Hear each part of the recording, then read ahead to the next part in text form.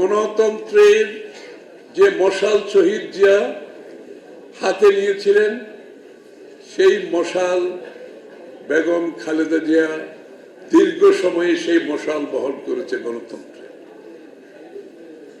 She is the torch bearer of democracy. She is the torch bearer of democracy. সেই মশাল তারেক রহমানের হাতে তুলে দিয়েছে। এখন গণতন্ত্রের টর্চ বেয়ারার হচ্ছে তারেক রহমান সাহেব।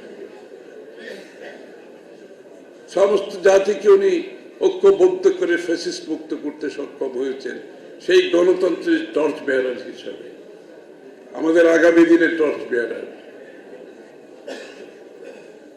তাই আমাদেরকে যেটা করতে হবে, আমাদের মানদণ্ড উঁচু রাখতে হবে।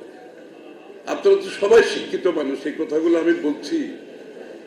জাতিকে শৃঙ্খলিত করতে হবে, শৃঙ্খলা আনতে হবে। আমি খুব খুশি হয়েছে মিটিংটা আজকে 1 ঘন্টায় শেষ করে দিয়েছি। এটা বিরাট শৃঙ্খলা এনেছেন আজকে আপনারা, আমি ধন্যবাদ জানাচ্ছি আপনাদের। জাতির মধ্যে শৃঙ্খলা আনতে হবে, মানদণ্ড উঁচু রাখতে হবে, উপর থাকতে হবে। এটা আমাদেরকে করতে হবে। আরেকজন করে দেবে, আরেকজনের দিকে তাকালে তো হবে না।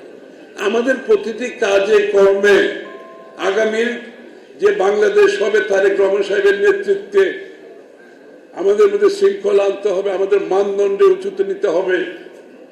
তারেক রহমান সাহেব যে রূপরেখা আগামী দিনে দিয়েছেন বাংলাদেশের জন্য, যখন একদলীয় শাসন থেকে জিয়াউর রহমান সাহেব বহুদলীয় গণতন্ত্র করে আধুনিক বাংলাদেশ গড়েছিলেন, এখন আবার একদলীয় শাসন থেকে বহুদলীয় গণতন্ত্র আবার বাংলাদেশকে আধুনিক নতুন বাংলাদেশ কথাটা আমি বলতে চাই না, যে বাংলাদেশকে যে জায়গায় যে তারেক রহমান সাহেব নিয়ে যাওয়ার জন্য যে প্রোগ্রাম করেছেন, সেটা আমাদেরকে সেই মানদণ্ড আমাদেরকে ডেমনস্ট্রেট করতে হবে।